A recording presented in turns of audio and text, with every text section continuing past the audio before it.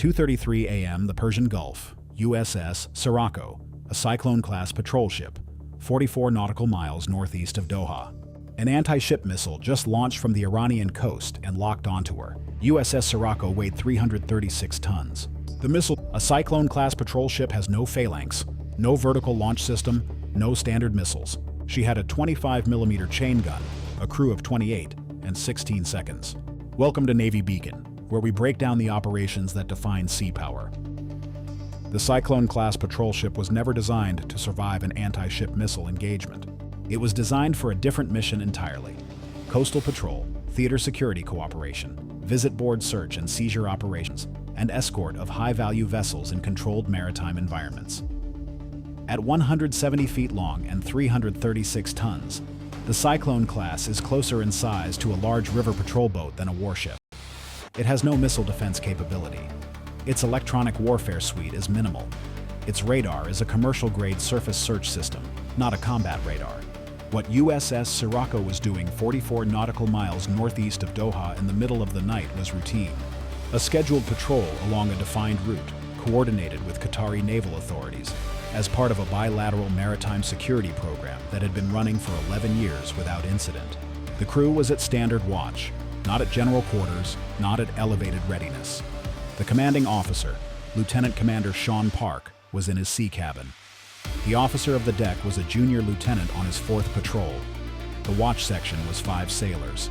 There had been no intelligence warning, not because the intelligence system had failed to generate one, but because there was no specific intelligence to generate. The IRGC battery that fired the missile had not been identified as a threat installation in the current watch cycle. It was listed in the threat database.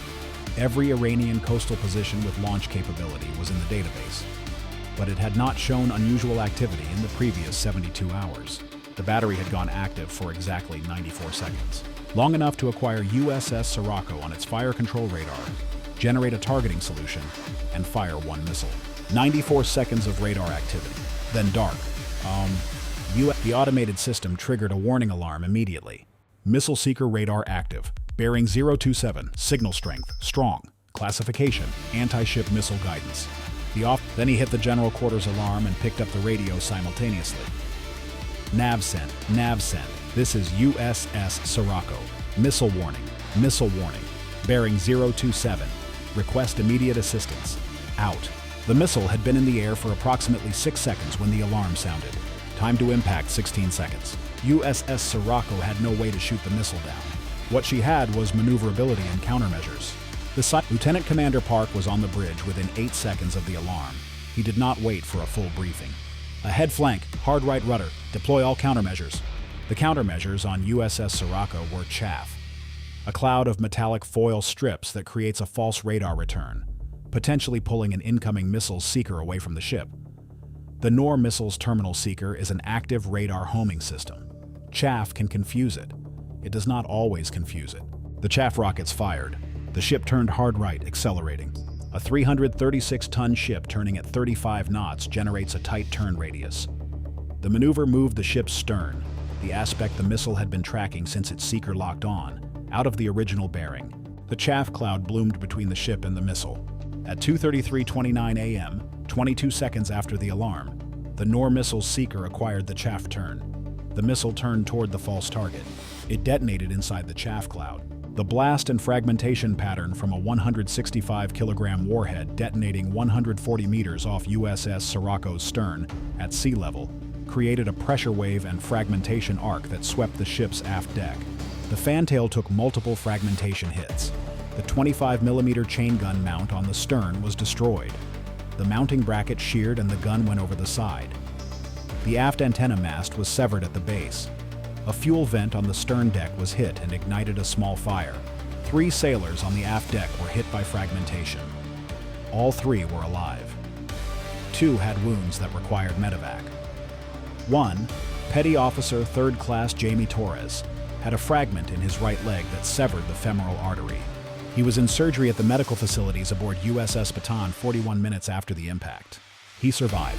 So, in the NAVCENT command center in Bahrain, USS Sirocco's radio call had arrived at 2:33:14 a.m., 7 seconds after the missile was fired. The Watch 2 FA-18F, Super Hornets from USS Abraham Lincoln, call signs Lancer 41 and Lancer 42, were on Alert 5. Engines turning, ordnance loaded. Not because this specific attack had been anticipated, but because Fifth Fleet had learned from every previous engagement that pre-configured ordnance on alert aircraft was the only way to compress the response timeline below the IRGC's dispersal window. Lancer 41 and Lancer 42 carried AGM-84 Harpoon anti-ship missiles and AGM-88 HARM anti-radiation missiles. The Harpoon was the strike weapon for the battery itself. The HARM would handle any radar that came active. Launch. Lancer 41 and Lancer 42 were airborne at 2:40 a.m. The targeting problem was significant. The Iranian battery had been active for 94 seconds. After firing, it had gone completely dark. No radar emissions, no communications. The fire control vehicle had almost certainly moved. The launcher vehicle may or may not have moved. What the targeting package did have was the pre-surveyed location of the battery from the threat database, a set of GPS coordinates that had been derived from satellite imagery and signals intelligence collected over the previous 8 months. The coordinates placed the battery's primary firing position at a hardened concrete pad in a coastal installation 27 kilometers northeast of Bandar Lenga. The installation was not mobile. The concrete pad was fixed. The supporting infrastructure, crew building, ammunition storage, power supply, was fixed. The launch at 2:51 a.m., 18 minutes after the attack, Lancer 41 fired a HARM against the installation's frequency range on the off chance the radar had reactivated. Nothing. The HARM went ballistic, lost the signal, and continued to the last known position. It impacted near the radar site but did not hit the vehicle directly. Lancer 42 came in on the bombing run with 2 Harpoon anti-ship missiles and 2 GBU-38 500-pound JDAMs. The Harpoons were targeted at the pier and waterside elements of the installation. There was a small dock facility adjacent to the battery that satellite imagery showed had been used for equipment transport. The Harpoons impacted the dock facility and a small vessel moored alongside. Secondary fires. The JDAMs hit the concrete launcher pad and the ammunition storage building. The ammunition storage detonation was visible from a P-8 Poseidon operating 60 miles south. The secondary explosion burned for 40 minutes. At 2:59 a.m., 26 minutes after the attack, Lancer 41 and Lancer 42 were heading back to Lincoln. USS Sirocco was met by 2 Qatari Coast Guard vessels at 3:15 a.m., which escorted her toward Doha. The ship was making 12 knots under her own power. The propulsion systems had not been damaged.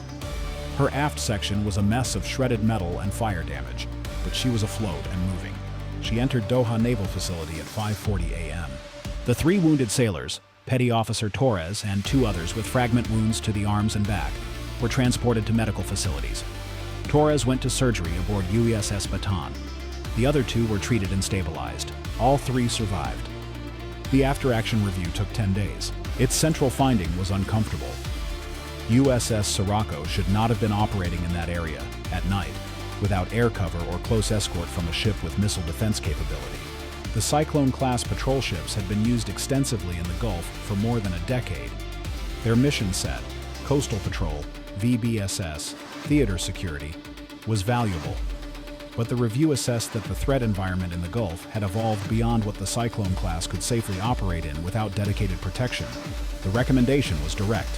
Cyclone-class ships operating in areas within known Iranian anti-ship missile range should be assigned a destroyer escort or should operate exclusively in areas screened by carrier-based combat air patrol. The recommendation was implemented within 30 days. The second finding addressed the 94-second activation window. The IRGC battery had been active for 94 seconds, less than the minimum time required for the Gulf's sensor architecture to classify the emission, route the intelligence product, generate an alert, and deliver it to a response cell. The system was not broken. It was calibrated for a different threat timing. The Iranian battery had been calibrated for exactly that gap.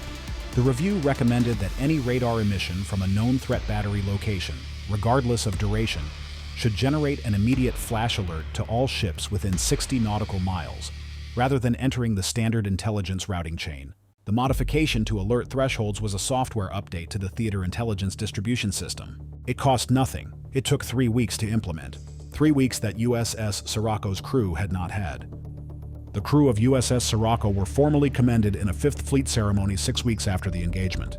The citation for the officer of the deck, the junior lieutenant who had been looking at an alarm he had never heard in combat before, noted that his 2-second processing time before activating general quarters and transmitting the Navy-sent call was, in the review's assessment, within acceptable parameters for an unexpected alarm condition, and that his immediate subsequent actions were correct and timely.